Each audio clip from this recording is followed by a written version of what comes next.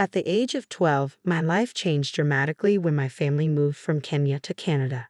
This transition opened up a vibrant new world filled with exciting opportunities, diverse cultures, and welcoming people.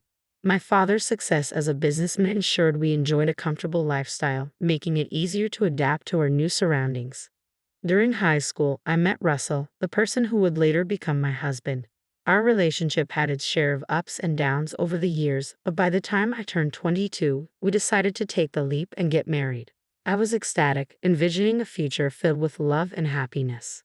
However, one significant hurdle lay ahead: Russell's mother, Doris, who was openly opposed to our marriage plans.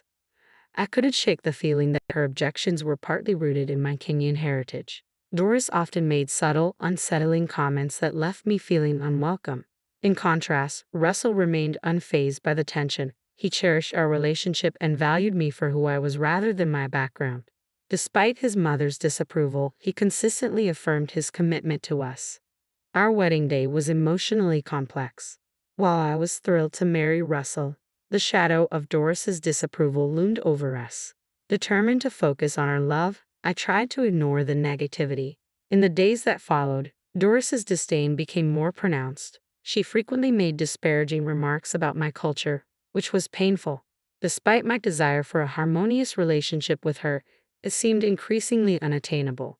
Russell attempted to bridge the gap between us, promising to address the issues with his mother. Torn between his love for both Doris and me, he did his best to mediate, but the atmosphere remained tense.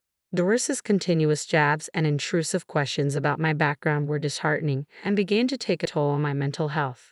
Despite these challenges, Russell and I focused on building our life together, moving into our own place, and pursuing our careers.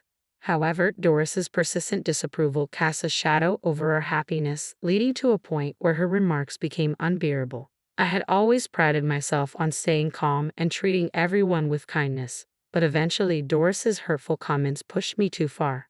In a moment of frustration, I raised my voice for the first time. "Doris, I've truly had enough of your incessant comments. They're tiresome." "Oh, I'm just expressing my opinions. There's no need for you to be so defensive," she replied. "It feels like you're relentlessly targeting me because of my background. I deserve the same respect as anyone else. I'm not trying to offend, but you seem overly sensitive about everything." "This isn't about sensitivity, it's about respect. I am your daughter-in-law and should be treated with kindness and understanding. Perhaps if you tried to fit in a bit more, I wouldn't need to make these remarks." "Fit in? I've been part of this community for years. This is my home, too. I shouldn't have to alter who I am just to appease you. And just so you know, I never sought your permission to marry your son, nor did I wish for it. I know you had different plans for him." "That's unfair. We love each other, and that should matter to you. If only you were from a more traditional background, perhaps I'd be more accepting." "I don't need your acceptance. I take immense pride in my heritage and refuse to let you belittle me for it. Your prejudice is your burden to bear." "Well, maybe things would have been simpler if you'd married someone from your own culture." "That's irrelevant. We are married, and you need to accept that. Your ongoing disapproval is causing us pain, and I won't allow you to dampen our happiness." "I never expected you to speak to me like this. Why are you being so aggressive?" "Perhaps you never anticipated that I would stand up for myself. I'm done trying to please you. If this is how you feel, it might be best for us to keep our distance." "That suits me just fine," she replied. "I deserve to be surrounded by people who respect and appreciate me for who I am." "You're being unreasonable." "No, I'm simply tired of being mistreated. I'm part of your family now, whether you like it or not, and it's time you start treating me that way. If you can't manage that, then maybe it's better for us to maintain some space." "Suit yourself," she said coldly. "I will, and I hope you take some time to reflect on how your actions affect your relationship with your son," I retorted, deciding it was time to leave. "Perhaps when you're ready to treat me with the respect I deserve, we can talk again. Until then, take care." I left the room, feeling a tumultuous mix of anger and sadness. Confronting Doris had been difficult, but standing up for myself was necessary. From that moment, I knew our relationship might be irreparably damaged. Yet I felt confident in my decision. I deserved respect and would no longer tolerate subtle jabs or hurtful comments. My focus had to remain on my marriage and building a joyful life with Russell, regardless of Doris's disapproval. When I shared the details of our confrontation with Russell, he surprised me with his unwavering support. He even told his mother that she needed to treat me with respect. However, the situation escalated dramatically when Doris threatened to disown him, shocking both of us. I could see the pain in Russell's eyes. His mother's willingness to cut him off for defending his wife was heartbreaking.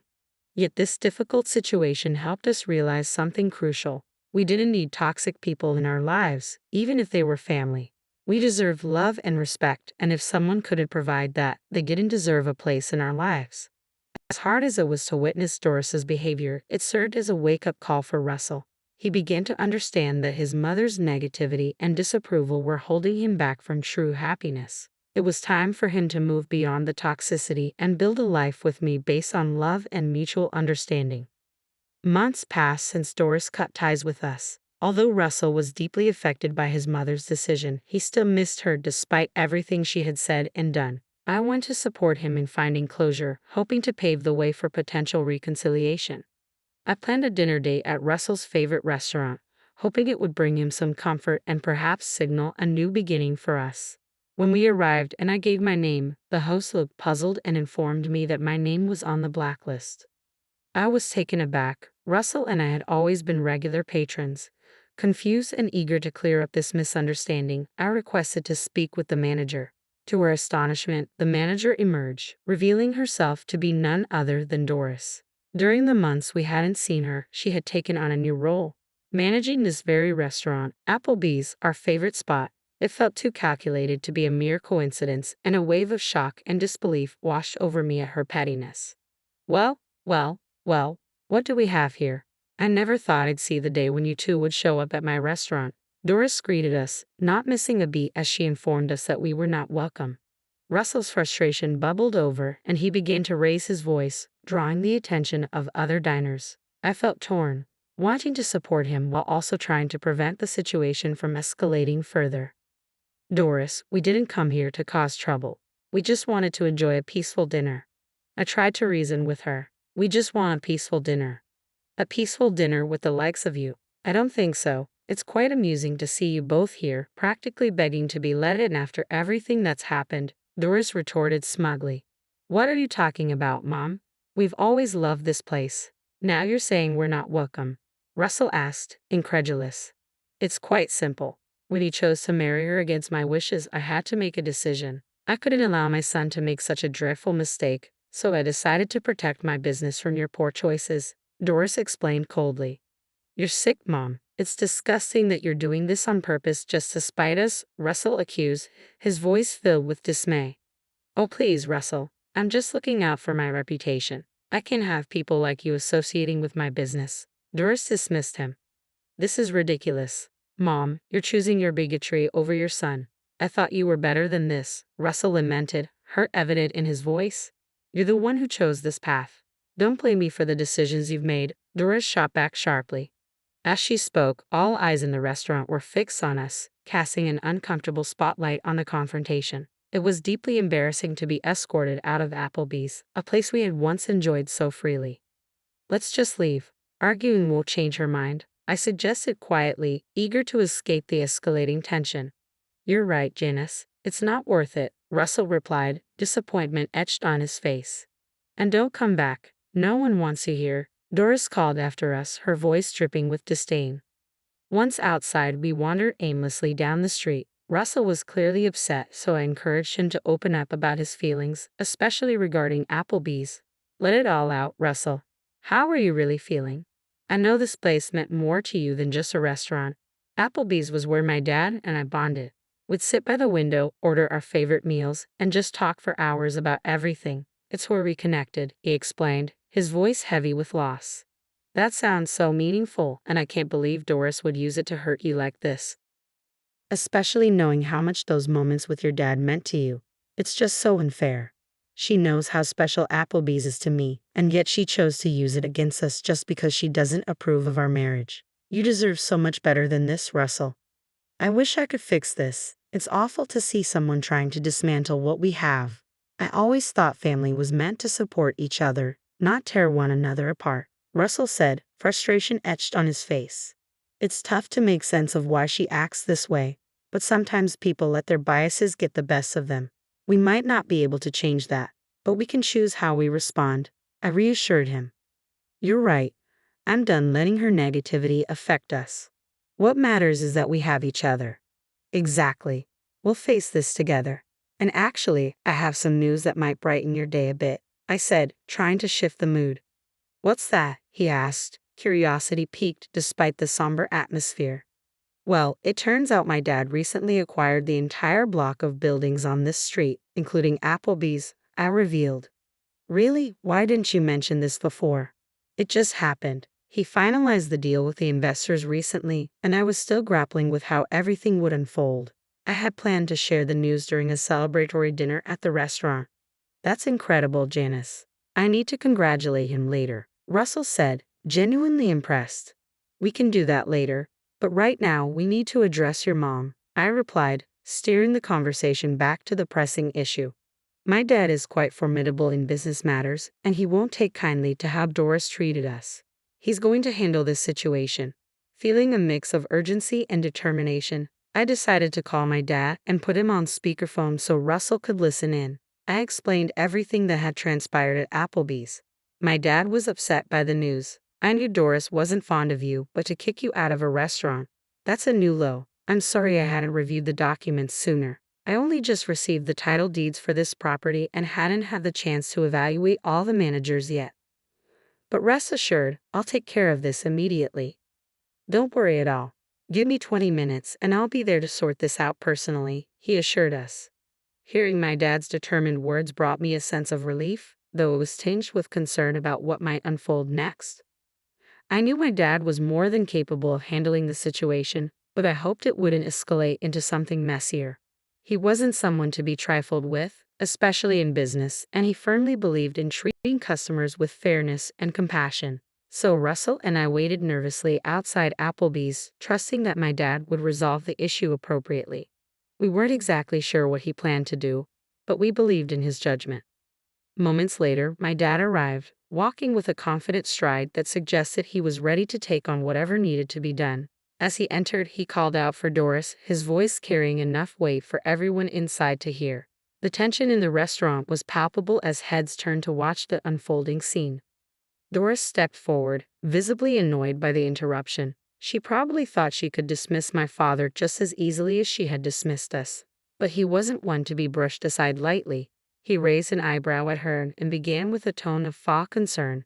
Doris, my dear, it seems you haven't been keeping up with the latest developments. Did they forget to inform you about the new owner of the 2nd Green Avenue complex? Doris appeared visibly shaken, clearly caught off guard by this unexpected turn of events. What are you talking about? Who is it? She stammered, confusion lacing her voice. My dad couldn't suppress a small knowing smile. Well, that would be me. I'm the new owner, and I must say, I've been here for less than a week and I'm already receiving troubling complaints about your management. Doris's complexion turned a shade paler as the reality of her predicament sank in. I didn't know that, she muttered, flustered. Well, perhaps if you had checked your emails or paid closer attention to what's happening around you, you might have known. But it's too late for apologies now, my dad replied with a chuckle. It was satisfying to see Doris on the receiving end of the treatment she had dished out to us. Russell, who had been quietly seething by my side, stepped forward with resolve. You had no right to treat us, or anyone, the way you did, especially Janice. We've always known you harbored ill will, but as someone in charge of a public establishment, you should have been the first to understand that discrimination based on personal prejudices is unacceptable. You've clearly violated that principle, and I don't think you're fit to manage this place. Now, desperate, Doris pleaded. Wait, I'm sorry. I pointed out to Doris, even if you didn't know he was the owner, you should have treated all customers fairly without letting your personal biases interfere. Please, let's discuss this privately. Doris attempted to salvage the situation. There's no need, my dad interjected, his voice ringing loud enough for everyone to hear. I think everyone here would be interested to know that the person managing Applebee's, who allowed her racism to interfere with her professional duties, is no longer part of the staff. The murmurs in the restaurant grew louder, fueled by the unfolding drama. Doris, utterly embarrassed, could only stand in silence as the reality of her actions sank in. Russell and I watched, relieved that justice was being served. We felt a surge of relief and triumph, finally receiving some reparation after enduring Doris's harsh treatment for so long. My dad decisively handled the situation, warning her that he would call security to escort her out if she didn't leave voluntarily. Embarrassed and on the brink of tears, Doris began her walk of shame out of the restaurant. As she made her exit, the mood in the room instantly lifted. People began to clap and cheer, celebrating her departure. A profound sense of relief washed over me. Russell and I immediately went over to my dad, giving him a big hug to thank him for his decisive intervention. "You're the best, Dad," I said with a smile. He chuckled, giving us both a reassuring pat on the back. "It was my pleasure, my dear. I couldn't stand by and watch you two suffer because of her." Dad excused himself to check on the kitchen staff and find the next in command to appoint as the acting manager in the wake of the upheaval. He returned shortly after, explaining that he had important business matters to finalize, including formally terminating Doris and organizing the paperwork for the new acting manager. "Okay, my work here is done for now. You two enjoy your meal in the house," he said, signaling for us to take a seat and relax. As we settled down at a table, a whirlwind of emotions enveloped me. I was still processing how swiftly everything had escalated. Above all, I felt incredibly grateful for my dad's support and the strength he provided during this challenging time. It was comforting to know that no matter what happened, we had someone on our side, ready to step in when needed.